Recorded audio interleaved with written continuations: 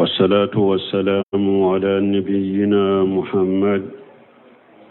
وعلى آله وأصحابه وسلم تسليما كثيرا. سبحانك لا علم لنا إلا ما علمتنا إنك أنت العليم الحكيم. أستغفر الله الذي لا إله إلا هو الحي القيوم وأتوب إليه. اللهم انفعنا بما علمتنا وعلمنا ما ينفعنا وزدنا علما. biye juma doye hijriya bakele ani kemenani ani binani ani nani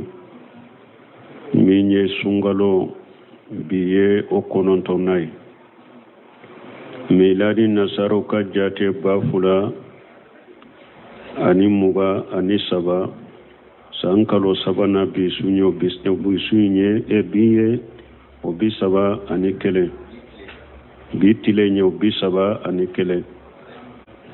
ambe dawda bugu masjid raja gambo kono a'udhu billahi minash shaitanir rajim wa idha qila lahum ittabi'u ma anzala Allah ila akhir al-aya yaqulu ta'ala ni aya kono ala ba fo masamin korota lendo wa idha qila li ha'ula li kuffar wal mushrikina ni kon nin kafiruma an mushriku ittabi'u ma anzala Allahu ala rasulihi nukoma ala yemin jiga kacidenka ayetugo ko wa atruku ma antum alayhi min ad-dalal wal jahl aw be filibantiya minna be jahiliya minya abe jahiliya minna ayotoy akatugo ala yemin jiga kacidenko akatugo ko niye nin fo mushriku yewbe juman fo ala boneno fo ويجاقل لهم ألكم نوكوما اتبعوا ما أنزل الله أيتكو فينكو علي منجي أكاتشيدنكو علي منجي أكاتشيدنكا أيتكو أكو أبي جاهلية منا أبي فيلبانتيا منا آيات دابلا منجي ناتشيدنكا قرآن بالا سنة بالا parce que Allah de ko Qur'ana kono ma yantiqu anil hawa in huwa illa wahyu yuha ala ko ciden te kuma na nin dungo yede ciden ya fingo fin fo wa haude do na cirama wala nukuma ayetu go fin ko ala ye min jiga ka ciden ka min ya Qur'ana ye ani hadisa sahalun ayetu go ko abe filibantani jahiliya minna ka dabila qalu uba fore bal nattabi'u ma alfayna alayhi aba'ana bafai min jigina ciden ka Qur'ana dowa hadisa do ante tugo ko de anyam faaw soro min kambe tugo ode ko an ka fa koro shiram an to bilade ambe tugo an ka fa koro shirawde ka ala ko awlaw kana aba'uhum la yaqiluna shay'a wa la yahtaduna har na yasur aw fatum bake kamin fo kamin ke ni hakili de tula uyuka hakilin tanya barawke har na yasur aw fa korotumbe munna fili bantare tundo u kandalen tunte awbe tugo ko odeka ni faye kuma fo ni hakili ma kuma de do ni delila bala alaka jigi fenna Qur'ana ni sunna kono ibe tugo ko imatu ifa ko olade itugura alata de ko itugura chidenta de ko minna ya sore ka fa nyana ma yakono aye kuma dofo ka kewale de ko minte hakilina ba hakilina hakilima ka kuma ye kuma minte kewale minte hakilima ka kewale ifa korotumbe minka kanda sirate kana tuka ko lare ni fa korotu nya kuma dofo ko ni hakilina kuma te ni fa korotumbe sirado ka ni kanda sirata la tate chidenta te kana tuka ko lare ala ko yala aw betu gaw fa ko harina ya suraw fa tumbaki kam minke hakili de tula harina ya suraw fa tumbe kam minke ute kanda shiraka ona tabe aw betu ko la donc amman ka tugo ko la balman bunu shemira rahimahullah tumami alayni ayat tafsiri akonni aya faida wala min fawaid al aya akwa binni aya ka faida kono jammu ta'assub bi khairi huda minye ewa ta'assubu siporteria ngalonka ko o laggo silendero ka mo supporter ka bamba mo ka taboloka ka soro kandate o laggo silendo de o laggo silendo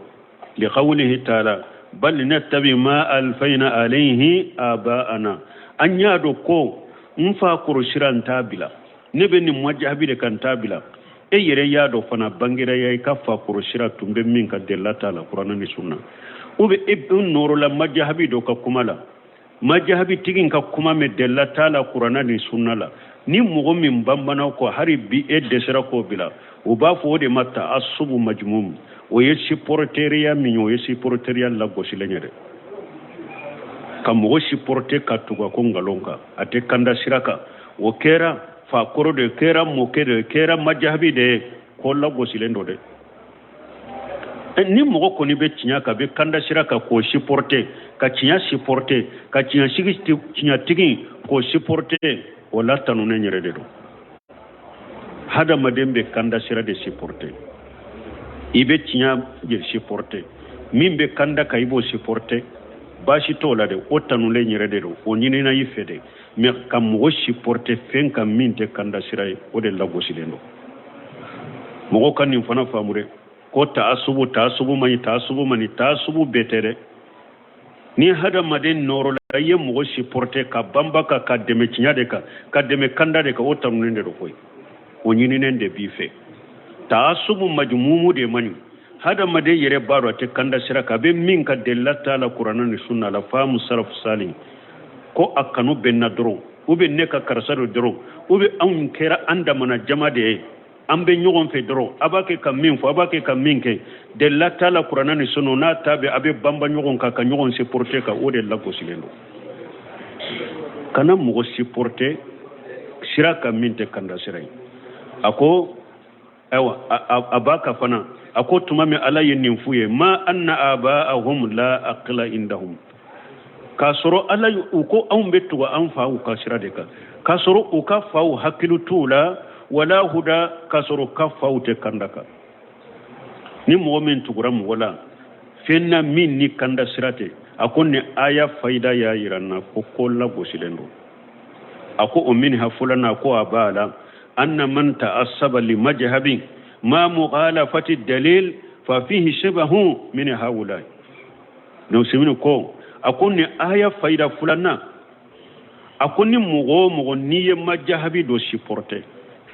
أي مجهبي دو سيبورتي أي بارو إيكا مجهبي حكلي نامي إيا سيبورتي مجهبي لا أي دليل سوسو أو أكو إني مغنون كو أكو فورا فرانا كونو إني نونو بيكالي akoni nunu be kelenya de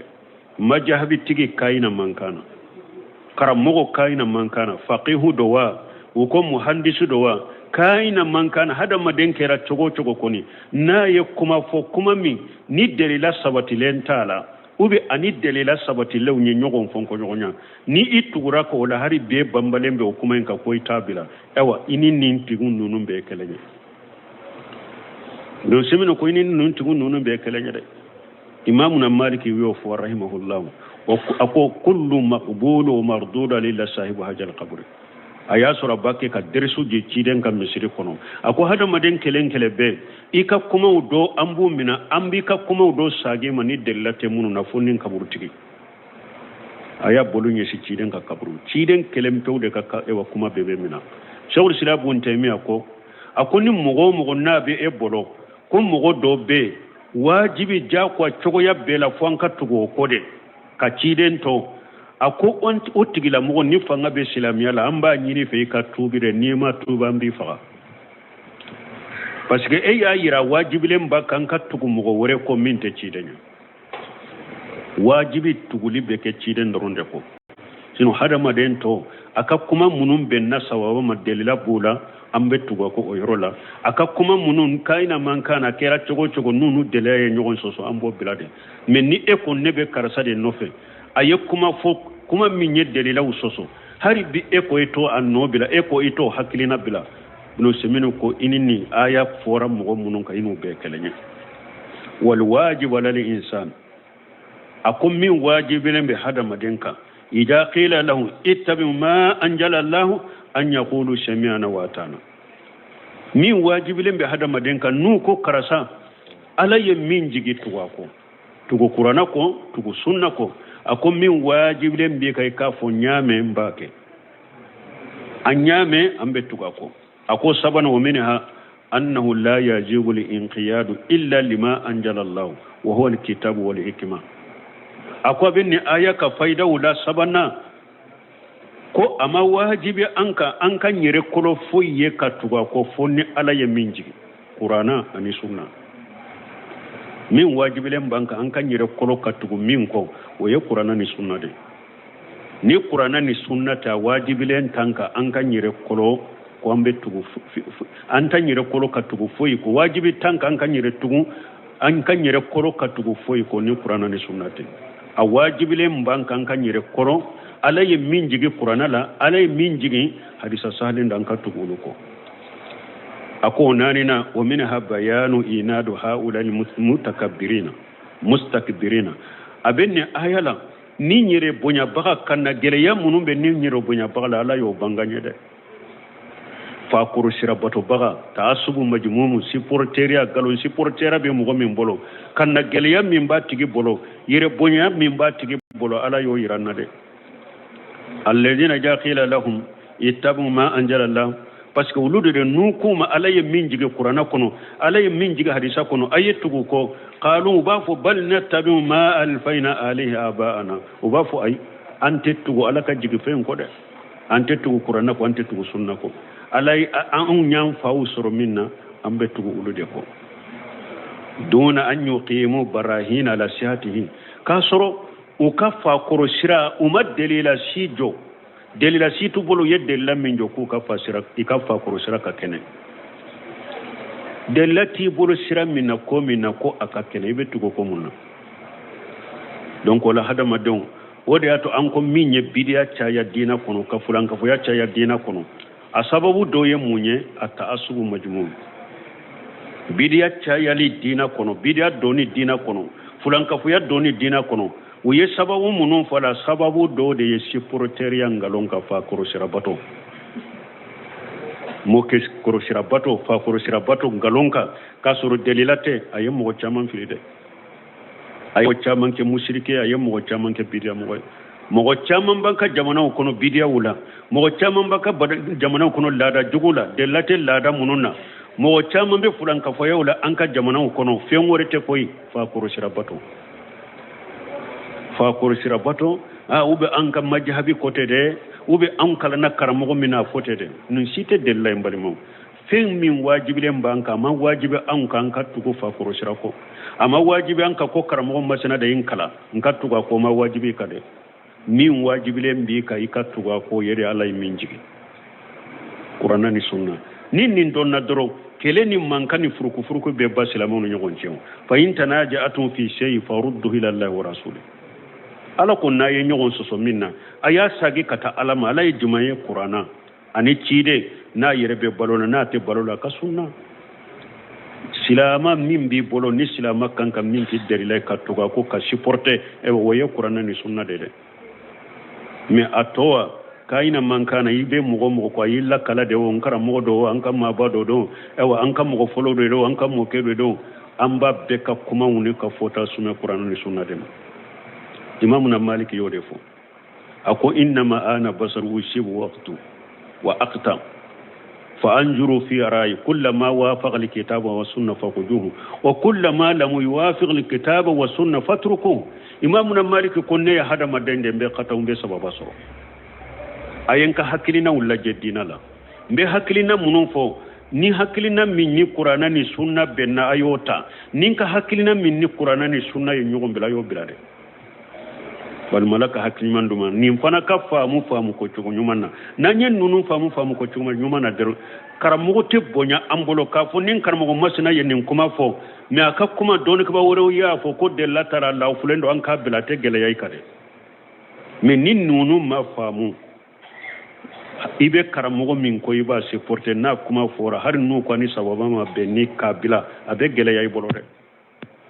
men ni yenni aya nunu na nyogona do ko min wajibilen ba kanka tuga ko ya alaka jigi fen doronde qur'ana ni sunna ni ote ama wajiban kanka tugu mo shiko ni delila t'a bolo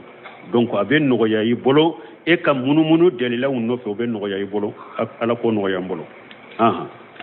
ومثل الذين كفروا كمثل الذي ينعق بما لا يسمع إلا دعاء ونداء صم بكم عمي فهم لا يعقلون. نسمينك آية يفايدة دورنا من فوق ومنها أن كل من خالف الحق أكو أبني آية كنمبر آية منا كوني مغو يتنيا سوسو وما أنجل الله أني علي من جيكي أيو سوسو فليس بآقل إتي حكلمة مغو حكلمتي وليس عنده هدى أو كندا تبولو فنادي إتي كندا كفنا لقوله تعالى لا يعقلون شيئا ولا يهتدون أيو بويرو جمع ni ala ko aya kono hari na ya soro hakilite au faula hari na ya soro au fatunte kandaka au betugo fo donc ni aya ya yirana mugo ni eye tinya soso tinya bangeriye iye tinya soso ala ye minjige qur'ana kono ya soso ala ye minjiga ka harisa salehun kono ciden nenka yu soso hakilimati yede ete mugo hakilimai e pikanda tife fanade ite foila ni filite ala ka hakimandam o ko fe ala masamin korta lendo akon ni mugo sugu munun fana fule ni nye mugo minni e wa supporteria de babolo supporteria la gosile fa koro sira bato be mugo min bolo kanna geliya min babolo ani ni tinya yira la chogo na ta famu ni delila yira la chogo na ta famu amisaliya be ko chogo amisaliya be ko min ala ko masalul ladina kafaru ala ko mugo munun kafiriyala umisaliya كمثل الذي ينعق بما لا يسمع أبيكم مؤمنين أباك كقولو ككما فكما من تمه إلا دعاء والنداء فوللك دعاء والنداء فرام فنشا جمامبون نيغونجي bagantigi ala fule ka hada madem min makote de la ni supporteria de babolo ale be fa pour sira de cadre amma côté Qur'an aya la makote hadisa la ni ya hadisa fo amma kota la ne aya fo amma kota la am misaliya be ko mi bagangena na ba ka bagawole ale ba ko ka kulo ka kambo me baganta ke ka foyi me fona ka wele likante illa du'a yede bagankere kerele ni ya wole parce que bagangena ube bagamara la ube ka bagaw do be togo de bula na ye bagayin togo wele doro bagayin benye sama bon me bagayin benye sama kuma ewa mimbe genni kala imbake ka kuma min fa mute bagayin bolo iba sura bake ka bagayin wole aba fe ka kantiga yere ma todo ale koni tilobe kande la dron wele la beta me wole li kunye munye o fa muta bolo donc min fana fa kurusira ba hakila ma côté delala ibe qur'ana aya foire ibe hadisa foire mais atilo be hadisa ni aya ne ma ta famu fa kurusira bato min be hakilina aya be foire akambe aya na be foire akambe hadisa na be foire ma ta famu abe komi ni bagangena aye todo abagamina togo da bagamina na ye bagayin wala na toy bagayin be wole kan me abena me bagangena bake kam min fo atafamu kele wonni da woyede ni bagawum be wole wote bagan kelenya akan sugu be bagangena bolo na yo fo bagam be de be nya sama kana ni da yo wode doa yede na ye bagan kele ayo kere na toy ka wole ni da yede na ye bagam be goro wole goro balila amma bagan kelen to fo aye bagaw de wole dro beba nye sama me bagaw nunu wole la min kama baga nunu todo abese ke ayu wole dro ayu wole yiraba ko ka girala ka kele mina ka kantige me wudu to fam wuli tilobe kanna dro ayu wole ubena awa fa kuro shirabato kala na makote de la na benin choko de la ebe aya fo be hadisa fo tilo balade na ta famu summun tilo gele wundero wote tinya meni utile wule ube dinya kuma umede me wote tinya meni ka tilo uye ka barake nai umuyun ufinye tolo mo ufinye telo de ufinye lende do wote tinya yenu nya yenu be tukako fahum la yaqiluna ewa kulu hakili tula fana de wote hakili soro fana wote faamu soro fana ube komi naka dabila donc supporteria mbalima mani de akera ya majabi de supporter akera sa iye fa kurusira de supporter ikalla hala de fulani atigi makote de la koy abe su beke abe tile beke na ye delila wirale la chogo chogo ale be karasam min ta ko hari na ye delila je ni galon supporteria min babulo supporteria la gosile min babulo ni otigi ka sirai naka kuma de te ate kuma si fam abe ko min bagangenna naka bagaw يا أيها الذين آمنوا كلوا من طيبات ما رزقناكم واشكروا لله إن كنتم إياه تعبدون يقول تعالى آمر عباده المؤمنين بأكل من الطيبات وما رزقهم الله تعالى على بافويا ka muminu nyamariya ko ka halaladu ani aleye ala ayu garjage fen senema munuma ni fenyuma munuma fe munu ni hada maden nyudu ukanye ma ukari fari koloma ukanye ka hakilima ute tora lasima ewa nunun duni ko fe fana ya hada maden nyamariya akala barikada ikala barikada ala yen nema minkiye والأكل من الحلال سبب لتقبل الدعاء هو هذا ما دينك كحلال الدنيا أبيك سبب كدعاء بجابده هذا ما دينك كحلال الدنيا أبيك سبب كبتو كمنا أبيك من حرام الدم بك سبب نيك دعاء تمنا تقومي حرام الدم بك سبب كبتو تمنا ألاكو يا أيها الذين آمنوا ألاكم مؤمنون أمنون دار على الحقيقة kulu min tayyibati ma razaqnakum ni ala ya la agarjage halala mununa ni fen sene mawdo fen da mu de undo na fade bola tora tola nya garjage umununa ayudu waskuru lillahi akala barakata ni ala barakata munye ka barake alayka ala batu aye halala wudu ala ye fen da mu le munun la dagawiye ala ye fen nyuma munun duni la dagawiye ayudu ne ala yaw garjage fen da mule mununa ne ala ya garjage halala munuma ayudu akan ne ala barakata in kuntum iyyahu ta'buduna ni bato kelaw yawye ayen ne ala kelim tawde bature ayen ka halala du akan ka garjage du akan kelim tawde bato akan fe bato ka farin kade o odeyato jeydi ibnu umar ibnu nufeli ka to haraka jahiliyala jahilu tumbe jifa sogo munundo amaso akuchugo di ala yere de nimbaga da awye ala de be sanji jigi ka falen fe umbo ka bagay la dumuni ala ka bagay mbalo ala o bagay awbo o kantige ni ala tana to e chugo di ko du amru no fe wa jaydi bun nufayl ibn amr depuis jahila la cide macia tilela mais depuis ale ka jahila utumbe ko do ko ale ka dusku masoma hako cugo de ala ba ka bagam balo ka sanji jige ka balo ale de yada au beto o kantige ni fentana to ko do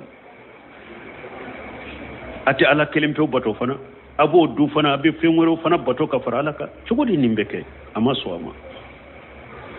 donc naye bato kelawye ayala ka halala do alaka akala ka garjage do akala kelem fe bato de ninde ko so ciide sallallahu alaihi wasallam qala rasulullah sallallahu alaihi wasallam ya ayyuhan nas alaka ciiden ko alaka tanuna kisibaka ko hada madon inna allaha tayyibu la yaqbalu illa tayyiba akwala seneyale ndo de alate femmina fum fen seneyale wa inna allaha amara al mu'minina bima amara bihi al mursalin alay mu'minu nyamariya alay ciidew nyamara nimmi nyalay mu'minu nyamara na nyugonay faqala lakum ya ayyuha rusulu kulu min at-tayyibati wa amalu salihan inni bima ta'maluna alim suratul mu'minina kono alako ciidew ne ala yaw garjage halala minna ani fensenema minna aya dun akabara nyuma kede aya do akabara nyuma ke awa be bara ke ne ala babe do وقال قالك يا أيها الذين آمنوا كلوا من طيبات ما رزقناكم أولكم مؤمنون فنما أكون على يو غرجاغي حلالا منون فندا مولى منون أيود واشكروا لله أكلا بركدا تشيدو نيامر يراوكا حلالا دون كبارني منك علي مؤمنون نيامر يرا حلالا كدوان كبارني منك علي تمامي تشيدو نينفو ثم ذكر رجل يتيل سفرا وكوفي تشيدو نيتشيدو كوفو ako ce nye taman da ke tamanja aka taman injanana asan akhbara ce a kunya gasara tama jain tama kunya gasara gongo dara fari koro bela na ka filu be kera gongo ya muddu yaddihi la samai ce mbake ka bolo fense kata sanfa ba bolo ja kata sanfe ya rabbi abake ka laddali ntigi ala wa mati amu haram wa masrabu haram wa malbasu haram وخجي بالحرام فأنا استجاب لذلك شيء دعو أي دعو كني دعو جابي أدبوه دعو جابي أدبو دعو جابي سببو إن بتشينا دمادو نمونا على ما جابي شيرينيا أكاد دعو نجابي جنا ni mogo be tama da tama denya ye duawu jabi sababu de tele fulana ni hada made hatagira gongo bila kunya silendo yi hatagilendo duawu jababi sababu do fulana bolo fensera kiden ko ni hada made be duawu ke ni bolo fula ja ki bolo fula fensala be maru ya kullankolo sal duawu jabi sababu de do aw abake ka fofana duawu jabu sababu re munye ya rabbi ayi ala de wala atigi ala masami mbese garjage masa ayode wala ya rabbi men nimbe ka ciden ko ako ala be ninjabi cogode parce que aka dumuni ya haramu de aka miji haramu ye fini mimba kana haramu do abalola haramu de la ciden ko ala be ninjabi cogode ako ala be ninjabi cogode donc ni yayira nan balmon wodi ato dondola seba do della kana ciden ma ko ciden ka duwawu ka leye aleka ken mogo ye na ka duwawu be jabi awa ciden ko ka dum fenke halalai ete abu mata amaka ika dumuni ke halalai ni mo min ba fe ka ke duwawu jabi bagaye I janto halala duna ika ka halala du ni mo min ba fe ka bato kamina ke halala dunai ni mo min ba fe ka farifoni e wani fanga soro ala bato ni baranyumo kelela ke halala dunai awa mogo ni be haramu de du haramu du be ke sababu duwawu te jabi haramu dube ke sababu bato temina haramu dube ke sababu ka hada madem fari faga ka bala batola wari ato ali hasan al-basri ko akoni mogomi ni alama ewa nafila sunkeli nogoya eye tilew kono sufen nafila man nogoya e ako ale be sira kana soro ika junubu de yisiri ako ale be sira ika junubu kana yisiri de ni hada madem be ala soso be ala kuta nafila ewa bara nyuma kelite noya ye koy nafila sumbe gele ya imade sufen nafila jolu be gele ya imade foy to olle se hada madem ni haramu donte abi fari faga kabo bato de ma donc ambe ala dele ala kanke haramu du ala kanke halala dunay kankisi haramu ma إنما حرم عليكم الميتة والدم ولحم الخنزير وما أهل به لغير الله فمن اضطر غير باغ ولا عاد فلا إثم عليه إن الله غفور رحيم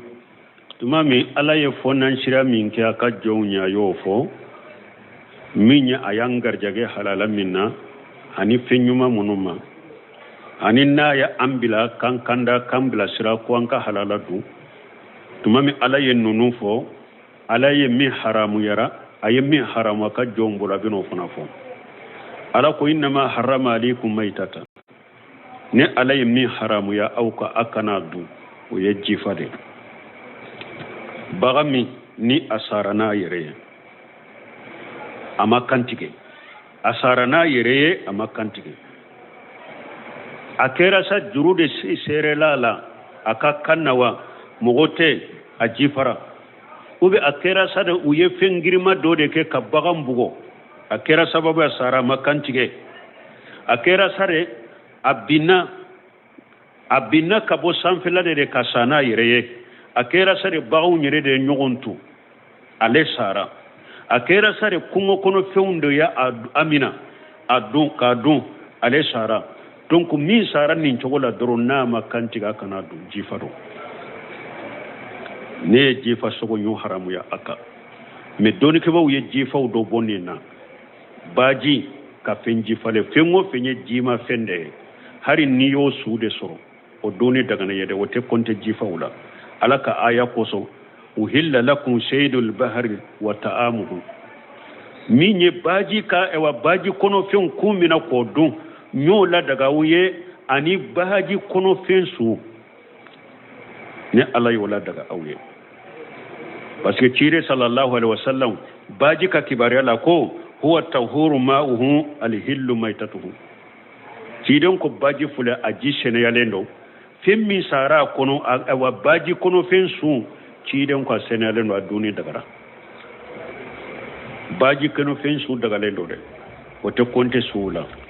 ube jege hari niyo su soro baji fena daga ube nto hari niya asu soro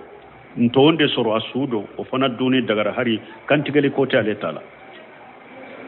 me baga munum fulen ni nabu mara nulu dola kelen koni sara ka sora makantige o ye jifay akanadu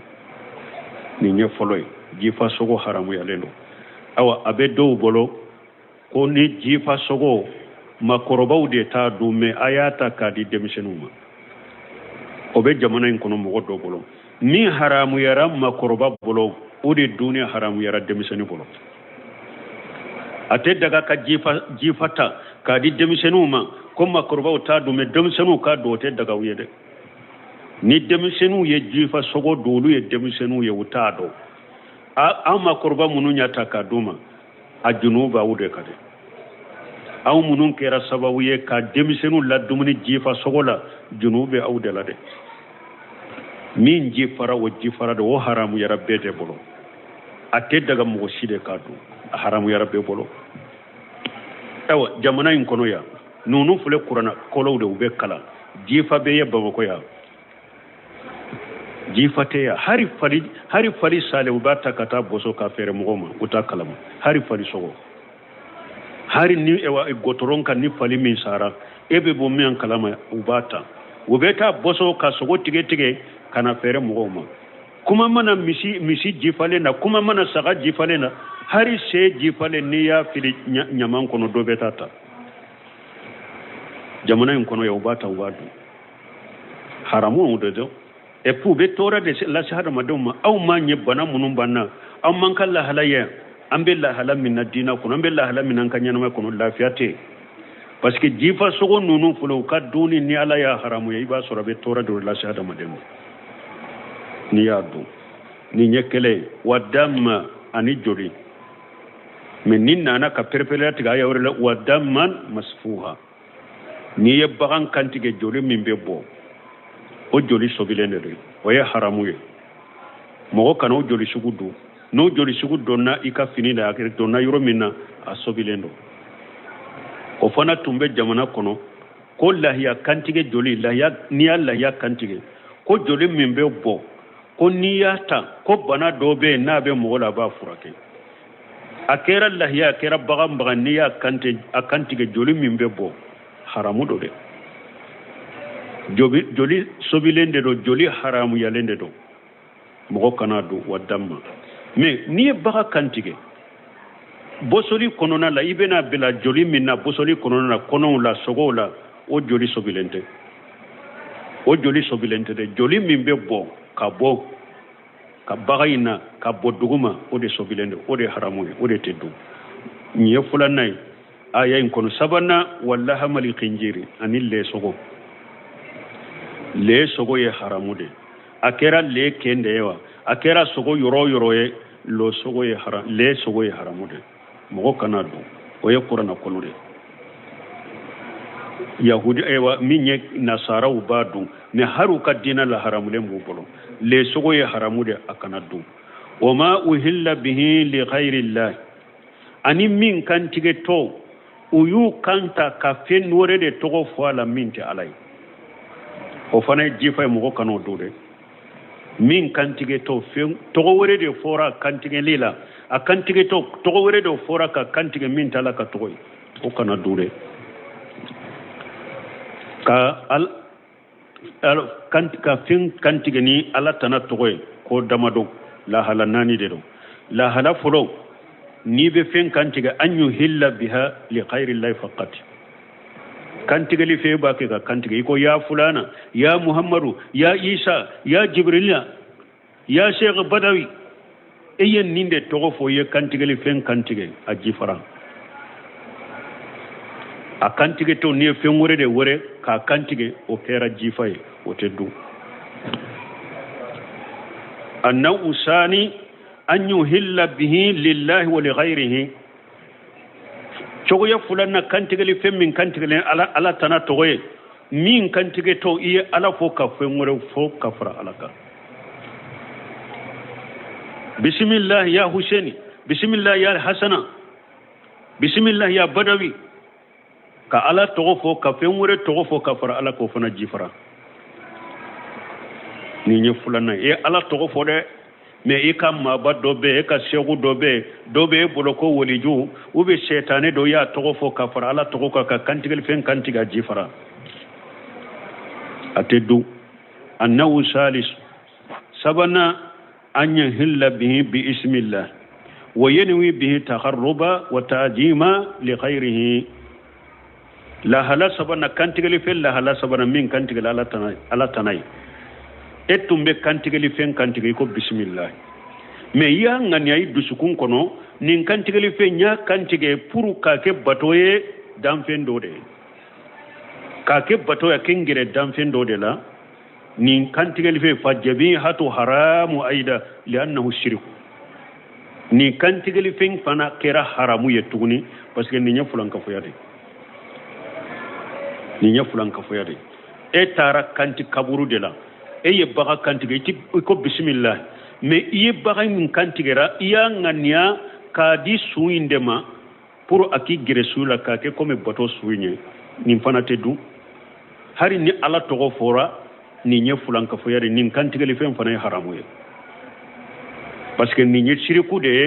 ye kanti ge le kenke ya ke bato ye dan fe more minte alaye ala fanay ko qur'ana kono qul inna salati wa nusuki wa mahayaya lillahi rabbil alamin fasalli li rabbika wanhar ni kantigali ke fen wore minte ala doro ye shiriku hari ni ala to fola o teddu parce que ala ko ciden ka fo qul inna salati wa nusuki ne ka salli anin ka kantigali wa mahayaya anin ka nyanamali wa mamati anin ka saya lillahi rabbil alamin nin bebe ke ala de la sharika lahu je nyogonte ala la donc kantigeli be kala de ala ko fa salli li rabbika wa nihari salli tigi alayka kan sogoli ke alay ciiden ko la ana allah man jabaha li ghayri allah ako ala yem mo danga mo min ye kantigeli ke fe ngore min ta alay donc ni nye sabanay afana jifa fulan ka fu yaraw ateddu ko yala an ko niye kantige ka ke bato fenye ka damfen do bonyanaye ka ke bato fenya ki gire damfen do la shirku de do kantige li fenye jifay me dunan jigina ika niye bagando faga ika dunanye puru ka dunan inde bismillah naye ka bonyanaye aka du yala o fana bedu fulan ka foy ay o te fulan ka foy ay abe ko min ka demba ya niye saga fa ko ne bagan fa ko ate do fulan ka foy ala de nin chokolate me ni ko nin duna min fulen ninye iye bagan kantiga ye ka bagan inkama komi batora ki gerala e makota sogola anana doro e ye bagan inda anye ka bagan kantige ka asu dalen to ni mo mi makoba sogola ata ne koni ya kantige batoye nin duna de ka bonyanaye furu ka e wake ninke bato fa kingerala ni nye fulan ka foyani ni bagan kantige li beke fulan ka foyani na me niya kantiga ya kakya ye sogode ye akadu ka bonyanaye basi tola annahu rabiu kalite nani na niye femmin fen kantige ala tanay nate du anya hilla li ahadin lam yajkuru alayha anya la yuhilla li ahadin ay lam yuzkur alayhi ismullah wala khayruhu fajabihatu haram ayda la halanani na eka kantigili fen kantigima foy togofo bismillah ma foy ma ala togofo ala ima fen wore si togofo ala enana ka kantigili fen kantigete do e wonni fana teddu nin kantigili fana jifa ya haramu ya teddu mun koso ala ko wala taakulu mimma lam yuzkar ismullah alayhi ala ko kana fendu ama ala togofo min kantigeto nama ala togofo kana du fen kantigeto ema ala togofo ima fen wore togofo ala le me ima ala togofo ya kantigete atedu afana haramu yara parce que ala ko kana fen ala kana fendu fen minni ama ala togofo ka kantigeto donc wala ka fen kantige ala tanaye na tedu ni jifado ni la halanani do la kelende do wama uhilla bihi li ghayri llahi bihi faman udtira khayra baghi mais ala ko haramu fen munun fulenni ni kata minye jifay ani ewa joli min duni haramu yara ani le sogo ani min kantigeleni ala tana toy faman udtira ni mo mi hatagira kata nunun dunima khayra baghi e matteme halala la kunyini wala adima ya dafana imad danteme ka haju hakela fala isma alayhi junubuti eka ubafu nindema ad-daruratu tubihu mahjurat ko darura be fin haramu la daga mo yede donc fin munun fule ka haramu sisa ni mo min darura de yisoro bari kore munye halala be ibe se ko dum itemina wala kata jifa sogo indu ni ma jofa sogo indu ni ngane ni jifa sogo indu ni ngane de junube la de parce que etemina halala de la kata haramula wala ahadi kore munye ni ma yada ni ma teme ka haju hakeka ninde ya to don ke baw doko ko ni darura nana mo min mama dumuni soro ko adagara ika jifa sogo iko do ko me ikani kono fatew ko haju hakke mimbe kungo boyla dro o hakke do ko ni kono fala tew dro ko yadara itemena ika haju hakke do akono wo don ke baw ko ni mo min ni haju hakke do ni e yere sikale mbala ni netemena ni jifa sogo la jumuni wore tembolo kungo bese kimina tuguni uko eka haju hakedu mimbe kungo boila odu jufa sogo ina ika sure fana tala anka ni dun kungo yisoro yoro wore badu ni kungo mi soro ba fili me kani kono patte kateme hakela de me bese ka hakedu mimbe kungo boila ka suro fana tala donc ni kungo yimina siya wore halala ma soro badu ni halala soro ba fili do simin kon nin kuma de sahalendo donc wala nunu nyen nin jifa nunu nye u dagara iku do ni darura nana mais no be se ka darura wuli fona wori ato doni ke bawo ko haramu doni dagara ni darura e na be se ka darura wuli misali la ni kungo be ela ka posone darura min be la posone dunu be se ka wuliya abi fa yere de donc tarrato la daga nuko adagara darura ya la daga ika fendo dun haramu doni dagara ye darura kama akasoro haramu imbe se ka darura wuli ni haramu inte se ka darura wula te daga ika dude a misalia do ye posone ni kungo bo ela eko ebe posone te ika darura wuli abiye fa yere de ati daga ika posone ndo ola abe o chogola dolo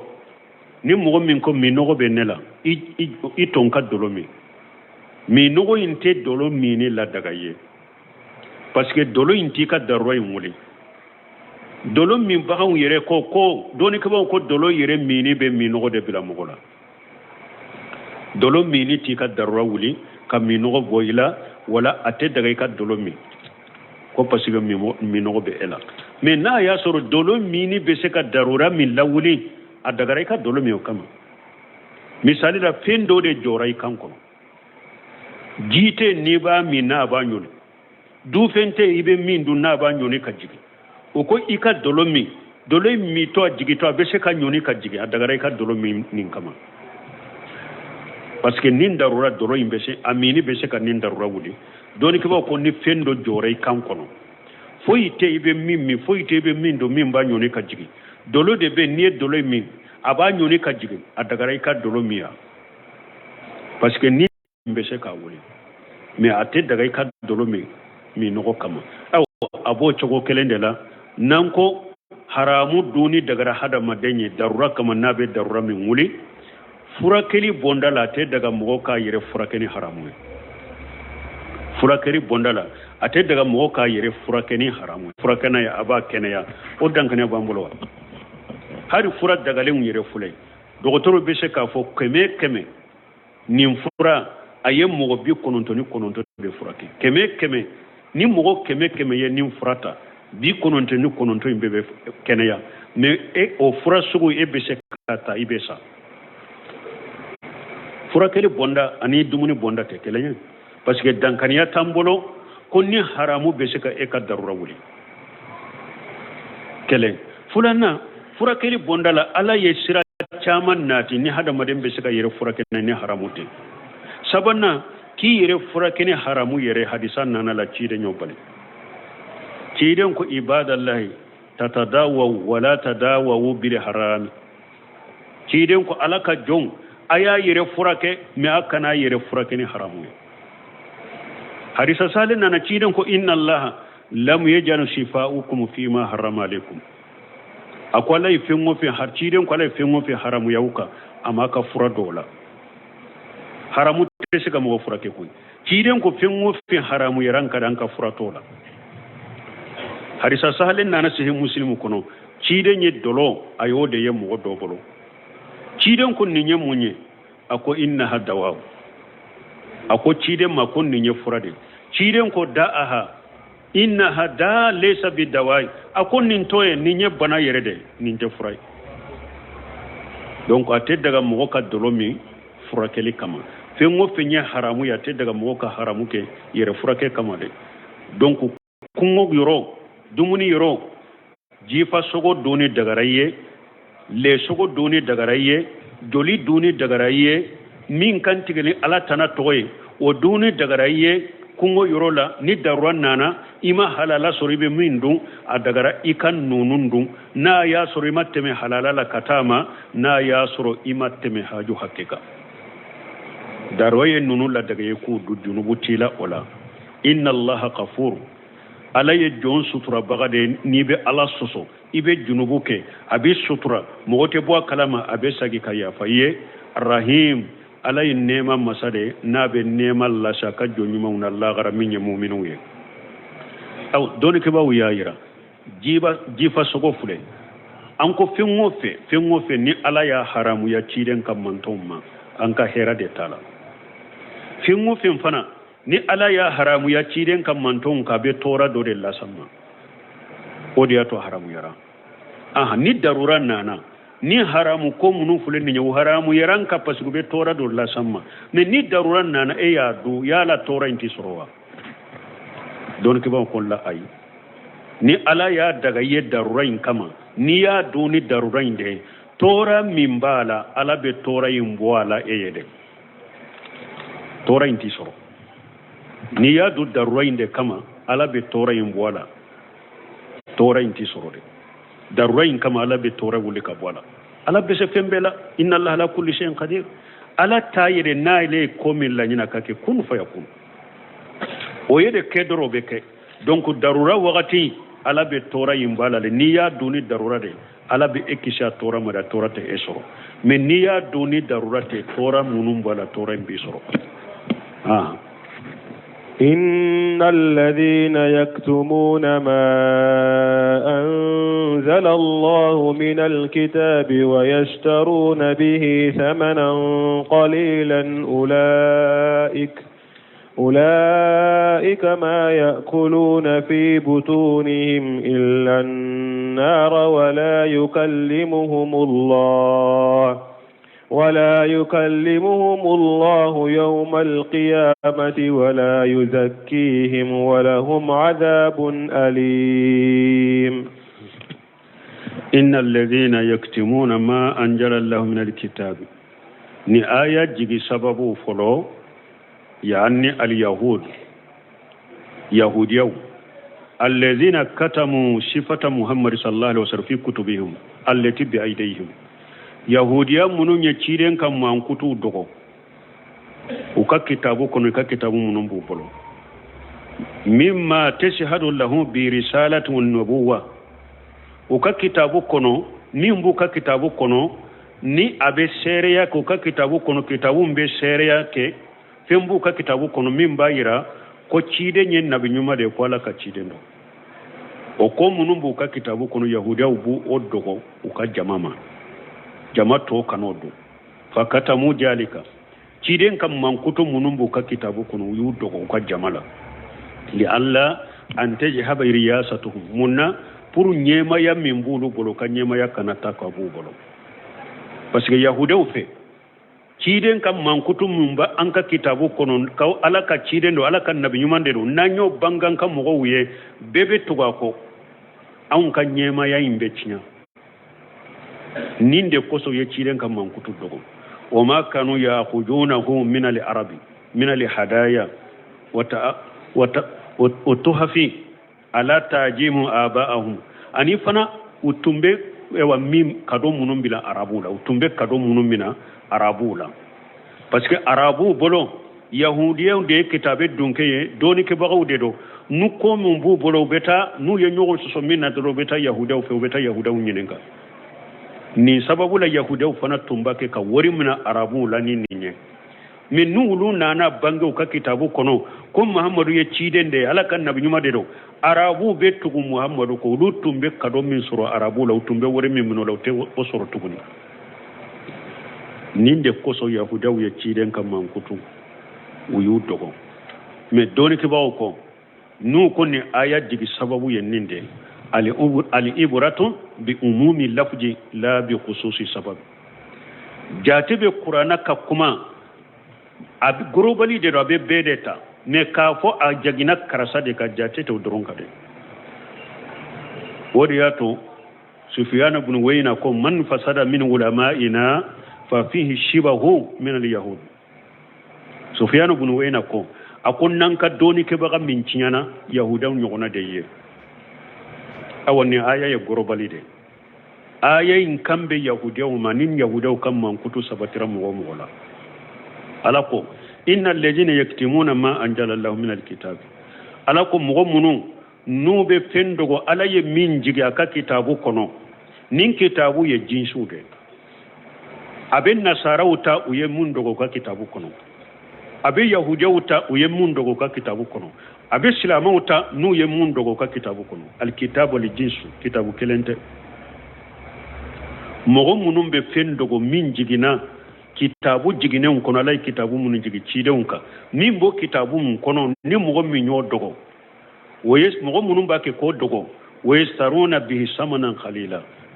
nu be jian nafa fitini nu ba fale jian nafa fitini la alaka alay min jiga ka kitabu jigilen kono mo mun bo dogo jian kan nafa fitini do kama ni jian nafa min fule nenye jiyan na folo min ni ba asoro ni tinya dogoli abala kasira nka palashi kana tinya obala kasira daraja min bilan ka daraja kana bi iye ni tiye dogoni ninde obala kasira mbe nyema ya minna ya nindin dabo tinya koroka bange nka nyema ya be tinya mimbo palashi na nimbere to ko samana kalila akera saye tinya dogo na folo dode kama ni man nin tinya indogode ni na folo ntasoro iye tinya indogo koy kan na folo inde soro idonna aya kono akera sawa bo nin tinya min fule ninye ninya bange mbe kumantia nin na folo la eye tinya imbangeli toy puri kana kumantia on na folo inde la idonna aya kono ka tinya indogo na folo kama idonna kono ni ma tinya indogo fanante nin na folo soro idonna aya kono ni ma tinya indogo ninya bange daraja bimbe nan ka daraja bebbi iye tinya dogo noye idonna aya kono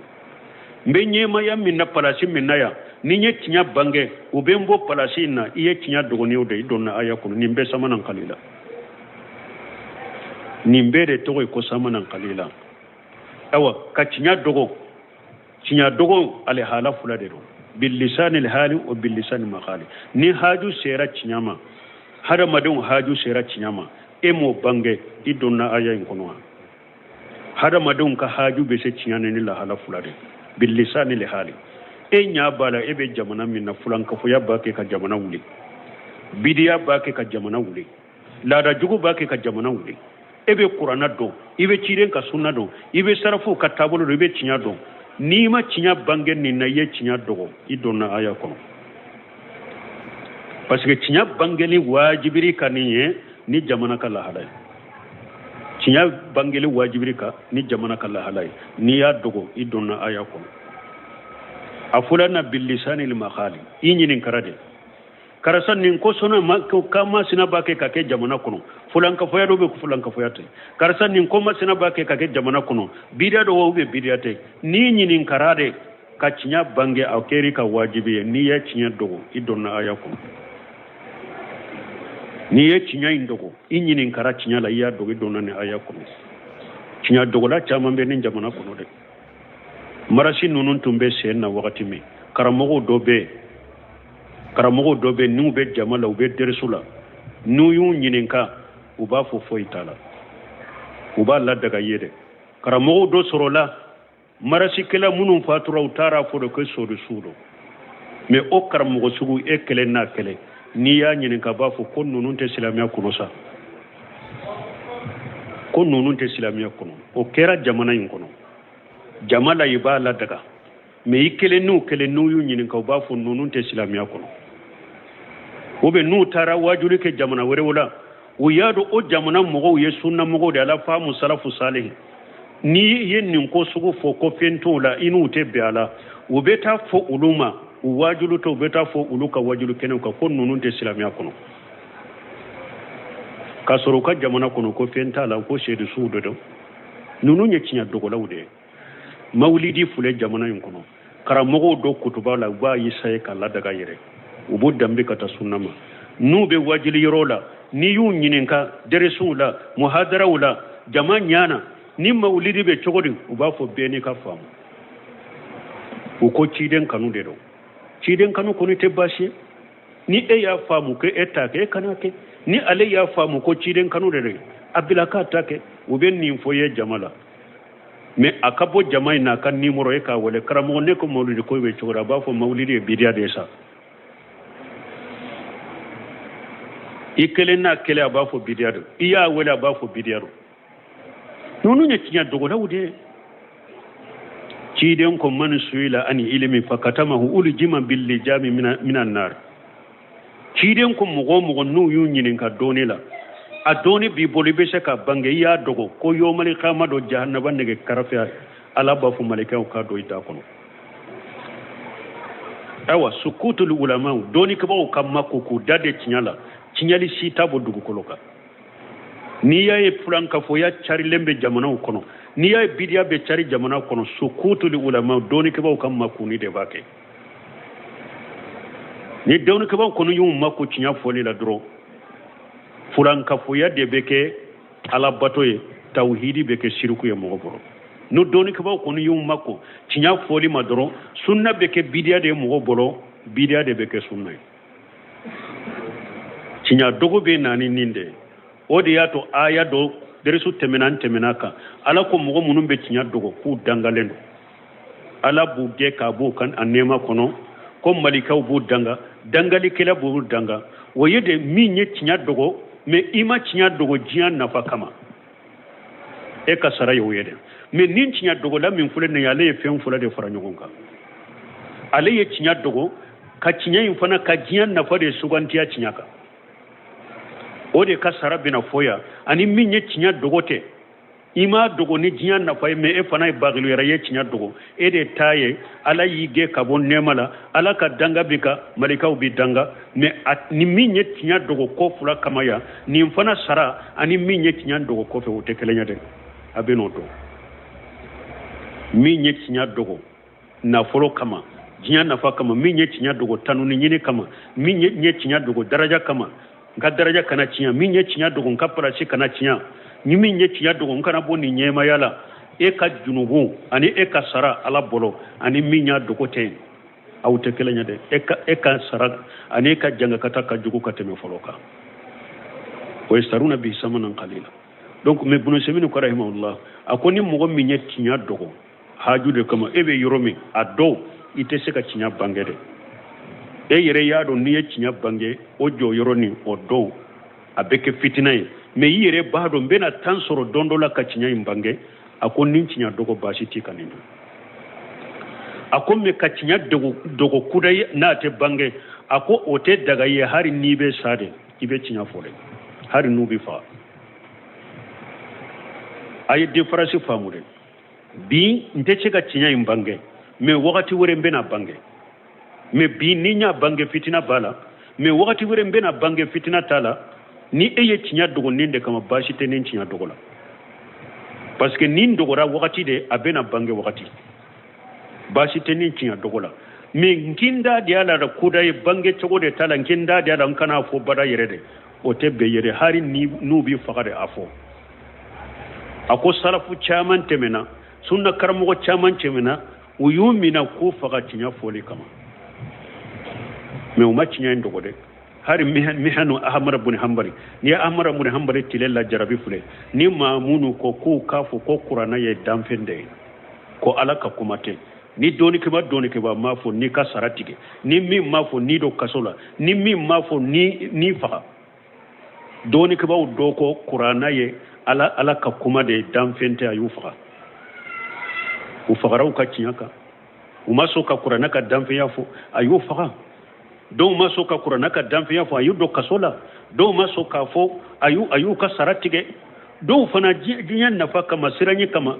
kaso sirani kama fagali sirani kama saratige le sirani kama ulu ya qur'ana ka damfe yafo tawa ahmada ko ale data fo ko qur'ana damfe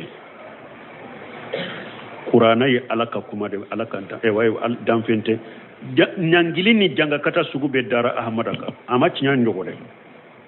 adonna kasura abugura uba siri fari bala aba fufu ube mogo bilala ka gosi kela ube busa doma uba gosi ka fari be tige ka ke joli kan ne jologo kala imamu ahli sunna wal jamaa ne go jologo ka kera ala cinya bangeli kama ama dogode awun fule busati no fe kaso donti no fe palasi nunun doro tanuni nyinu doro la gosi sirali doro cinya dogora desra ka bange jamana ko busa tawuno fe kaso tawuno fe fagali tawuno fe palasi nyinu doro balaw be nimbo samanan qalila aw ala ko nim mo munun kerani chogola ka saray jumay ulaika ma yakuluna fi butunihim illa an-nar cinya dogola e ba ke ka cinya dogo nin nafa ina folo ala ko ibe na folo soro cinya dogolina ibe jiya nafa soro cinya dogolina iba ke ka jannabata suma de duka do ikono hada ma denyin nafa soro ni cinya dogoli sababu ya ala ko yetta suma du tasuma bi kono de yetta suma de du ni nye foloy fulanna wala yukallimuhumullahu yawmal qiyamah do nin tinya dogolaw munu nye tinya dogo jiyan nafa kama anterew kama joyoro kama tanuninu kama yawmal qiyamah do alatu kuma nyogonyani nema kuma nyogonyai hari ni ala kuma nu fe janga kata kuma de be fuyere alatu kuma nyogonyani nema kuma nyogonyani nye fulanay sabanna wala yujakihum ala tutanu ala te nunun tanu ko nunun tanu len tala bolo ala tutanu nanina wala huma ajabun alim la jaba ben nunun ya la khara qiyamal la jaba min bul ladimi adoye munye ciiden ko jahannaba ne karafe bilelembe do da kono la jaba bu ya la jaba min bul ladimi donc